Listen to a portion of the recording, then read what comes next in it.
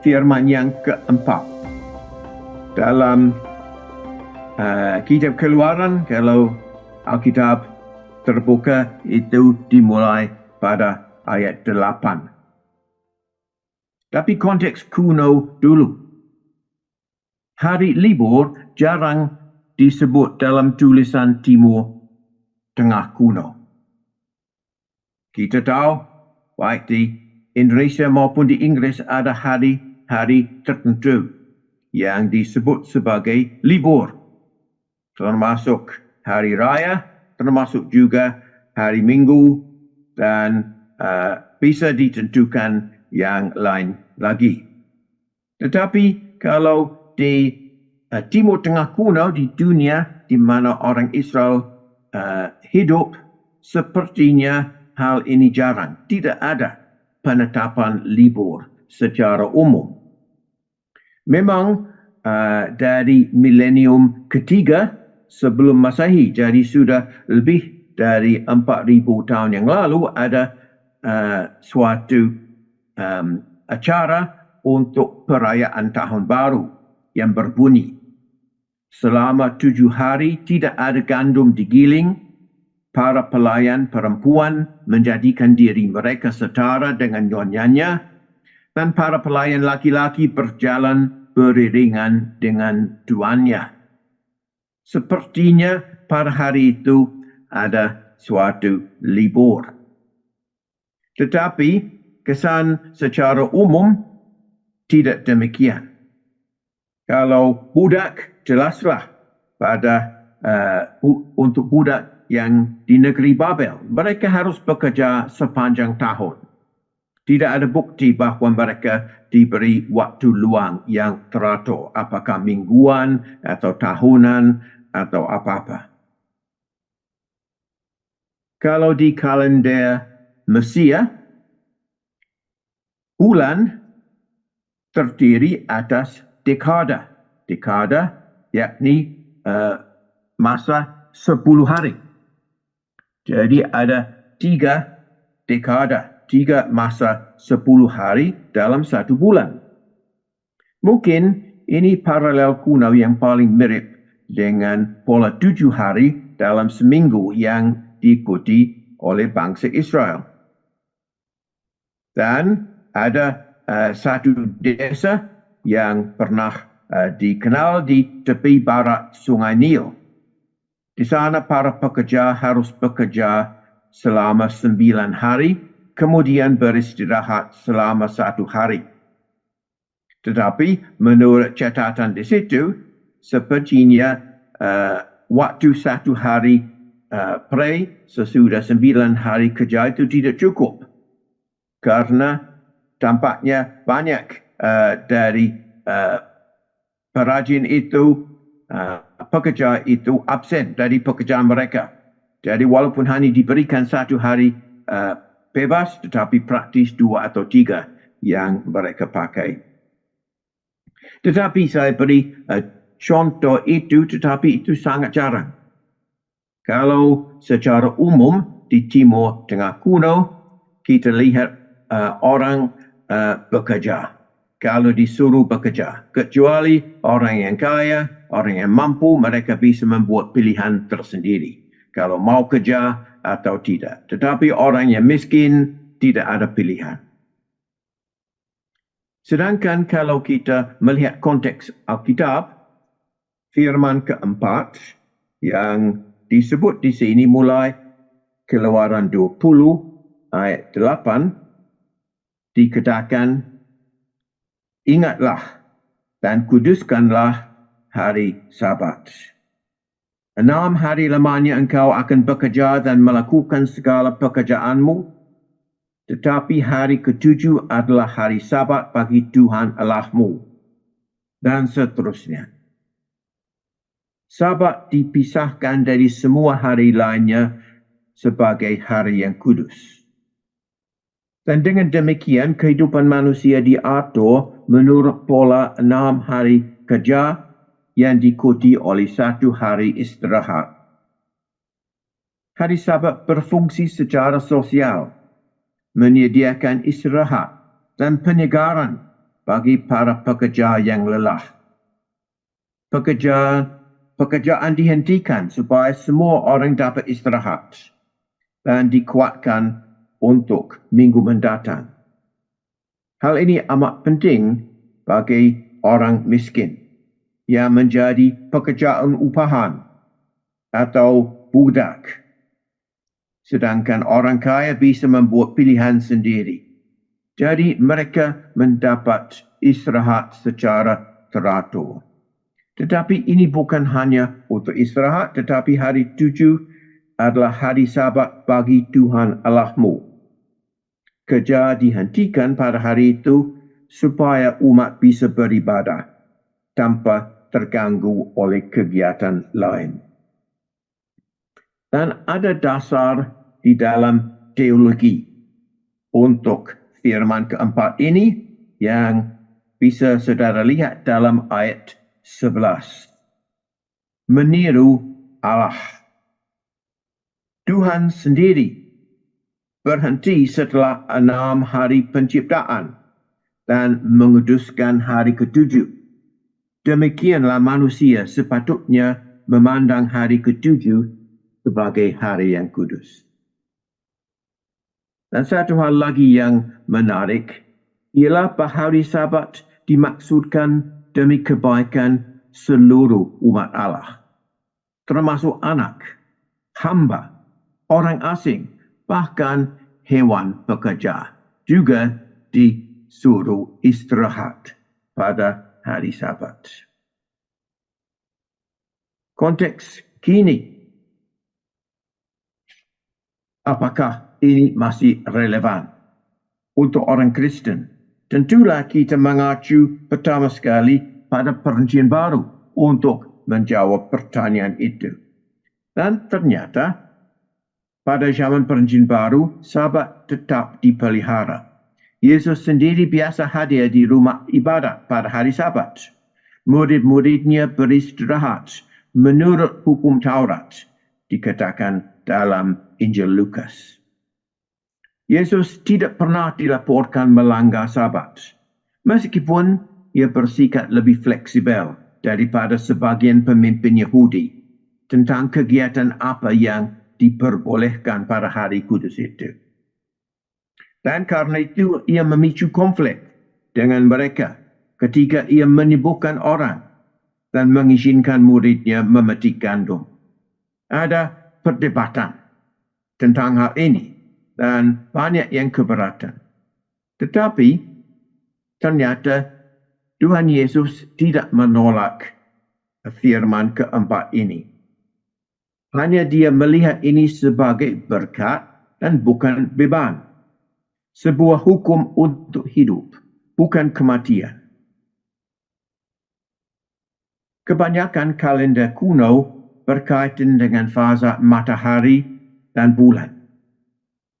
Terdiri atas hari, bulan, dan tahun. Dan pembagian waktu ke dalam minggu tidak ada dasar di dalam astronomi. Kalau kita memperhatikan pergerakan matahari, bulan dan sebagainya, tidak bisa kita katakan hal ini terjadi setiap minggu. Tetapi minggu adalah sesuatu yang berbeda, yang dasarnya hanya di dalam perintah Tuhan Allah. Tetapi ini sudah menjadi biasa di mana-mana. Bukan hanya untuk orang Yahudi, bukan hanya untuk orang Kristen, tetapi di hampir seluruh dunia sekarang. Kita lihat bahawa waktu diatur sesuai dengan 7 hari.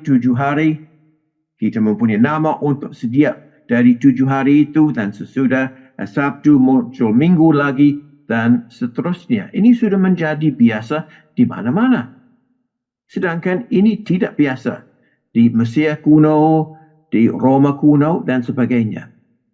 Dan sebabnya hanya satu, yakni firman yang keempat dalam 10 firman ini yang diteruskan oleh Perjanjian Baru dan kemudian sewaktu Kaisar Konstantinus masuk Kristen dijadikan juga kebiasaan untuk seluruh kekaisaran Romawi.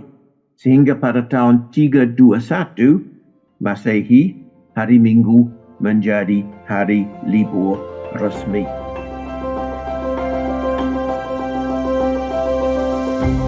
Firman yang ke-8 tentang harta milik.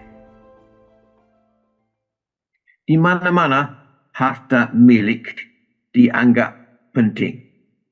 Di dunia kuno, bisa saja kita lihat kalau ada iklan entah di pinggir jalan atau di TV atau di koran, kita lihat banyak yang mengajak kita untuk membeli, untuk memiliki sesuatu. Harta milik sangat penting. Dan di dunia kuno, hal itu jelas penting. Kita tidak tahu mengenai soal iklan pada waktu itu, tetapi kita tahu tentang hukuman yang biasa dipakai di dunia kuno untuk orang yang melanggar hak milik seseorang. Misalnya dengan mencuri. Hukum Hammurabi di Babel menetapkan bahawa pencuri yang ditangkap harus dihukum mati. Hukum di Asyur menekankan bahawa orang yang mencuri harus dihukum dengan sangat berat. Terutama kalau pencuri itu perempuan atau budak. Misalnya, ada yang berbunyi begini. Jika seorang laki-laki sakit atau mati dan istrinya mencuri sesuatu dari rumahnya, mereka harus membunuh istri laki-laki itu dan juga penerima barang curian itu. Bahkan dalam hukum yang berikut dikatakan bahawa telinga istrinya itu harus dipotong. Dan kalau ada budak, hidungnya juga dipotong. Jadi, orang yang mencuri dihukum kadang-kadang dengan hukuman mati, kadang-kadang dengan mutilasi, kadang-kadang dengan pemukulan. Dan bagaimana dalam Alkitab? Apakah prinsip yang sama berlaku? Kalau kita lihat 10 firman, kita tidak tahu. Karena firman ke-8 mengenai soal harta milik sangat singkat. Hanya 2 kata saja. Jangan mencuri. Tentulah timbul pertanyaan. Kalau ada seseorang yang mencuri, apa akibatnya? Dan hal yang pertama yang perlu dikatakan di sini bahawa firman ini berlaku untuk semua. Bukan seperti di Asyur, di mana laki-laki yang mencuri mendapat hukuman yang agak ringan, sedangkan perempuan yang mencuri mendapat hukuman yang lebih berat. Dalam Alkitab tidak ada membedakan status atau jenis kelamin di dalam hal hukuman. Kalau seseorang mencuri, dia akan dihukum. Dan ternyata hukuman itu dalam Alkitab selalu dalam bentuk harta milik. Tidak pernah seorang pencuri dibunuh atau dimutilasi atau dipukul. Tetapi kalau dia mencuri, dia harus mengembalikan apa yang dicuri, juga ditambah ganti rugi yang lain. Di dalam hukum juga kita lihat bahawa mencuri ini bukan hanya soal mengambil secara langsung. Bukan hanya soal mencopet atau merampok dan mencuri, tetapi juga mencuri secara tidak langsung. Misalnya, mengambil harta milik yang hilang, menggeser batas tanah, memungut bunga pinjaman dari orang miskin, membayar upah terlambat, menggunakan timbangan dan takaran yang palsu. Ada hukumnya dan itu dijelaskan dalam bukunya kalau saudara mau melihat dengan lebih jelas. Jadi kalau pada masa kini, apa pesannya untuk kita? Kalau hanya kita memikirkan mencuri secara terbuka, mungkin seperti orang yang pernah bicara dengan Tuhan Yesus mengenai hal itu, dia mengatakan, saya telah melakukan segala hukum itu sejak kecil. Barangkali tidak ada di sini yang pernah membongkar rumah orang untuk mencuri barangnya. Tetapi menurut penjelasan kita lihat di dalam Perjanjian Lama, ini bukan hanya soal itu, tetapi segala bentuk mengambil sesuatu yang seharusnya menjadi milik orang lain menjadi milik kita, dianggap sebagai sejenis pencurian.